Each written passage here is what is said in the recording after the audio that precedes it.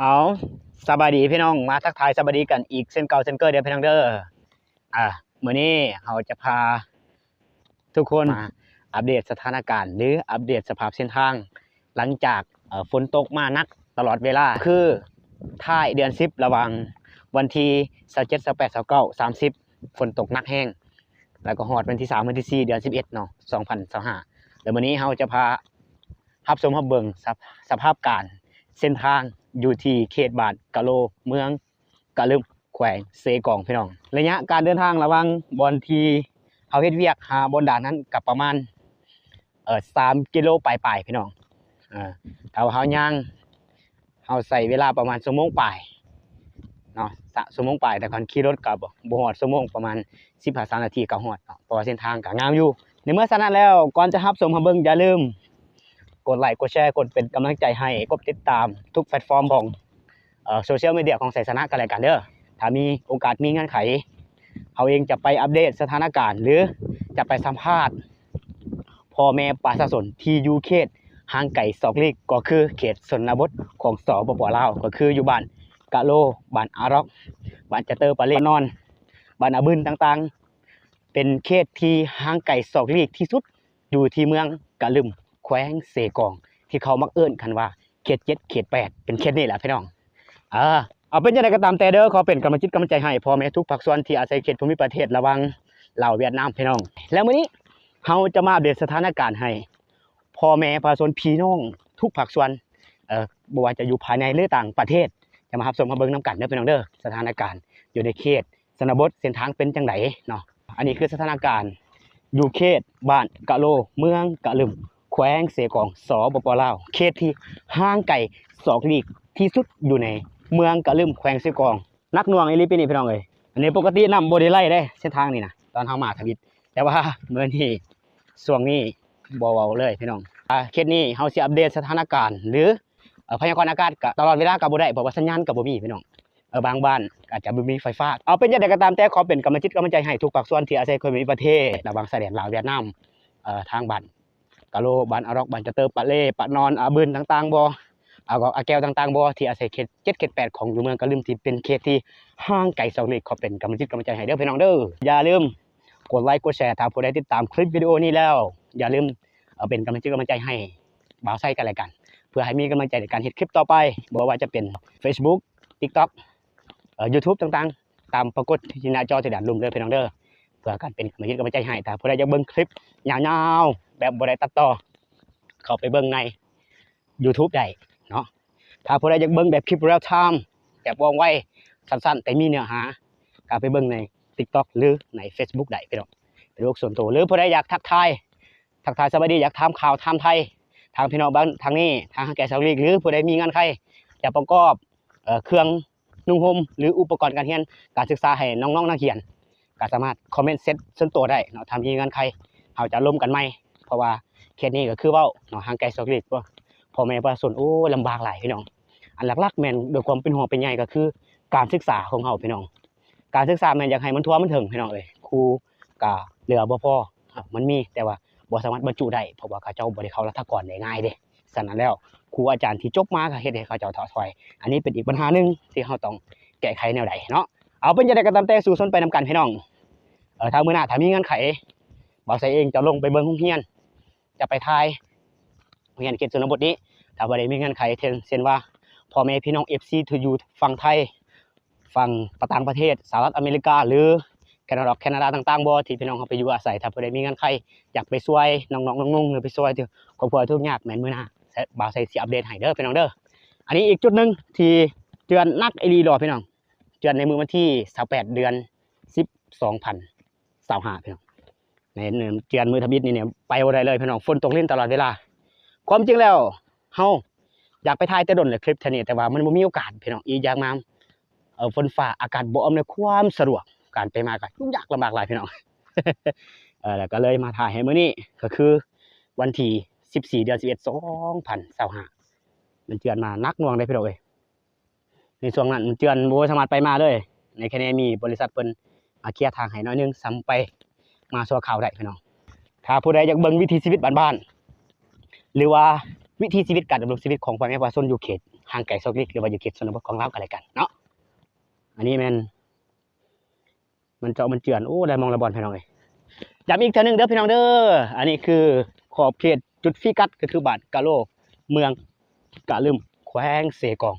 อยู่ในเขตชนบทห่างไกลซอกลิกของแขวงเสกองกะว่าได้พี่น้องอยู่เขามาเอิ้นว่าเขต7เขต8มีหลายบ้านพี่น้องอันนี้อีกจุดนึงพี่น้องนี่ก็สอดเจือนคือกันเส้นทางโอ้เขตนี้ถ้าว่าฝนตกก็ตกลิ้นตลอดเวลาเลยพี่น้อง ตกก็จนรู้สึกว่าจนเวลาเฮานอนเราจนเฮาเบื่อเลยนะพี่น้องเอ้ย นี่แม่นเส้นทางไปทางอันนั้นไปหาสายแดนระหว่างลาวเวียดนามเด้อสายแดนนี้ที่เป็นทางกลับเมื่อบ้านกะโลบ้านอารอกบ้านอาบืนบ้านปะเลต่างๆมันไปทางนี้ไปทางลาวเฮาอันนี้เนาะอันนี้มันเมื่อเวียดนะเมื่อเวียดเส้นทางนี้มันสอดฮอด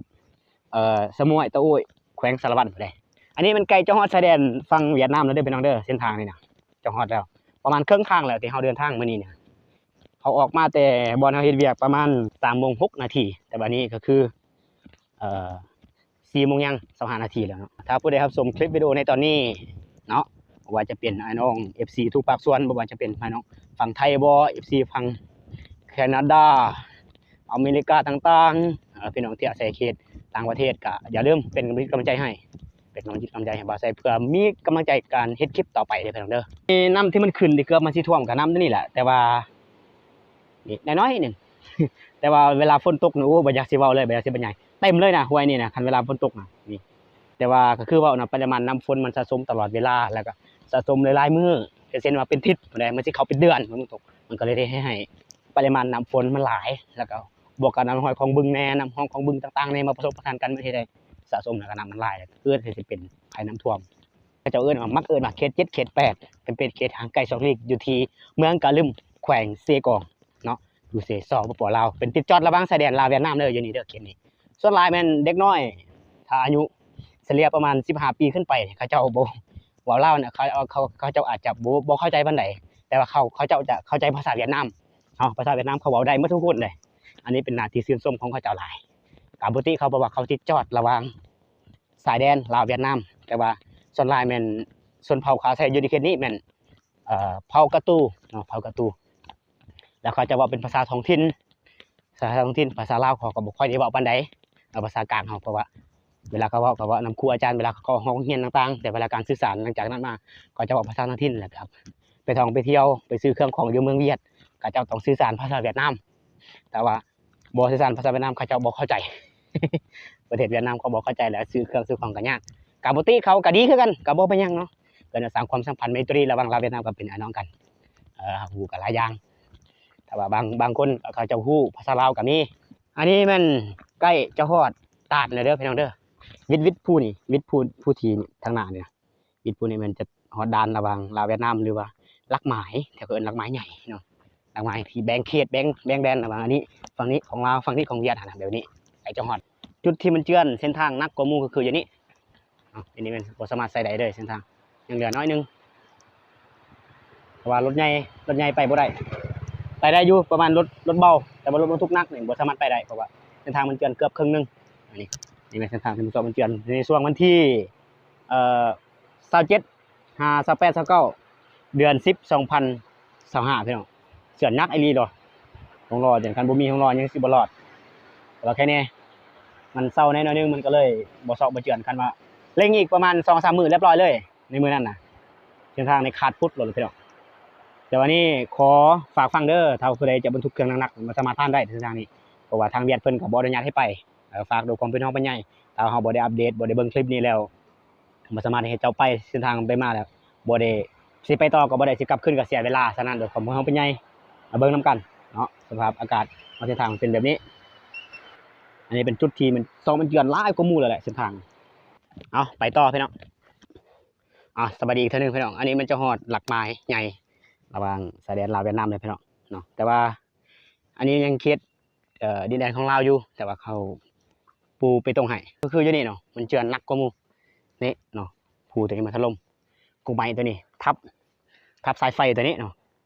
สายไฟจนขาดพี่น้องขาดแล้วเขามาแปลงให้ใหม่ประมาณทิศนึงพี่น้องแล้วก็บ่ประมาทขอบใจทางไอ้น้องประชาชนทางประชาชนเวียดนามเฮาที่เอาใจใส่เบิ่งแย่งกับพร้อมด้วยรัฐวิสาหกิจไฟฟ้าลาวเฮา ปอมือกันปอซ่อมแปลงไฟฟ้าอย่างไวแล้วก็เคลียร์ทั้งสองเส้นทางให้อย่างไวว่าเพื่อเดี๋ยวความเป็นของเป็นอย่างของพ่อแม่ประชาชนพี่น้องเอ้ยอันนี้เป็นจุดที่มันเตือนนักกว่าหมู่เลยในเขตแดนลาวของคืออยู่นี่เนาะนี่การเดินทางถ้าเขายังใส่มากเกือบสิเป็นชั่วโมงเลยพูดมาแต่ภูคนเดียวหน่วยภูนั่นเด้ใส่เส้นทางนี้ฮอดพี่การเดินทางกันไกลพอสมควรพี่น้องอันนี้เป็นจุดที่มันเตือนนักกว่าหมู่อยู่นี่เรามาสอบมันเตือนช่วงระยะไปมาบ่ได้ถ้าบ่ได้ไปก็เว้นทางนั้นเด้นี่ทางป่าเป็นฮอดพี่นี่ออกทางนี้เนาะอันนี้เป็นฮอดหลักไม้เลยเด้อหลักไม้ใหญ่ระหว่างชายแดนลาวเวียดนามพี่น้องเดี๋ยวเราจะมาเบิ่งใกล้ๆสถานที่พี่น้องว่ามันคักซำใดเขาสิข้ามฝั่งระหว่างเวียดนามกับลาวเขาสิไปเป็นอะไรเขาสิให้ไปบ่ก็ลองเบิ่งแต่ว่าแต่ละเทื่อเขาก็ให้ไปอยู่แต่ว่าต้องเอาใบครบสุดเด้อย่างถึงข้ามฝั่งได้แต่ว่าเขาบ่อนุญาตให้ไปก็บ่ไปอันนี้คือจุดหลักไม้พี่น้องนี่มันจะเป็นหลักไม้เขาเอิ้นหลักไม้คุกหลักไม้ใหญ่ระหว่างชายแดนลาวเวียดนามด้านลุ่มมันจะเป็นบ้านอาตีนเมืองอะไรแขวงเฮสซอยเวียดนามพี่น้องดินแดนระหว่างติดกับจอยกับบ้านกะโลเมืองกะลุมแขวงเซกองสปปลาวนี่เด้ดินแดนลาวเฮานี้ทางนี้ดินแดนสซอยเวียดนามก็คือทางนี้อันนี้เป็นหลักไม้ใหญ่ที่เขาจะเอิ้นกันว่าหลักไม้ใหญ่คุกระหว่างลาวเวียดนามนี่เนาะเขาสร้างหลักไม้นี่ในปี2009พี่น้องปี2009เนาะนี่เด้เมืองเวียดนี่ก็จะเป็นเมืองเวียดนามอันนี้มันฝั่งเฮาอยู่ดินแดนเวียดนามแล้วได้นี่พี่น้อง ฝั่งนี้จะเป็นเวียดนาม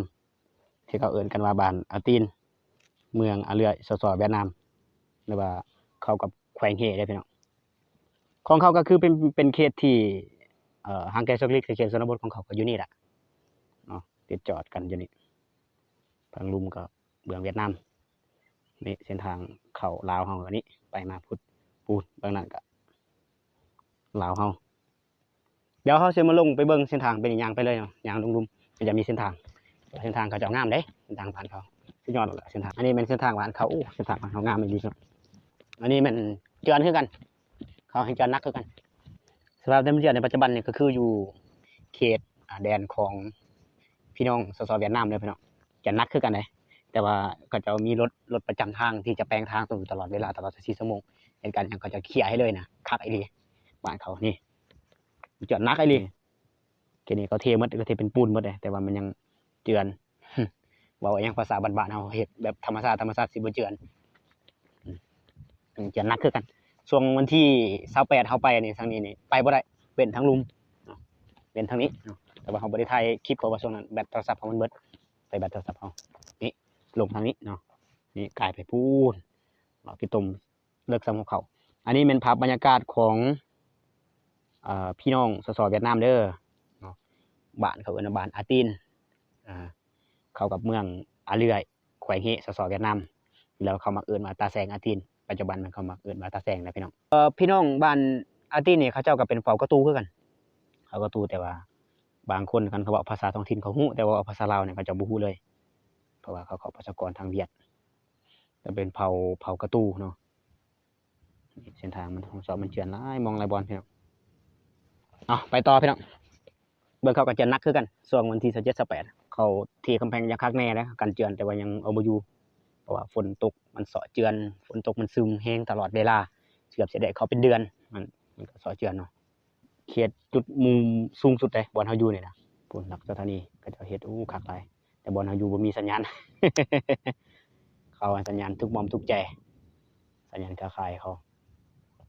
อันนี้ไปสร้างสัญญาณไปนำอยู่บ้านเขาเพราะว่าอยู่บ่อนเฮาอยู่มันบ่มีสัญญาณเลยนะย่างเอารถล่างก็บ่มีลำบากอีหลีแต่ว่าก็บ่เป็นหยังบ่เอาได้อยู่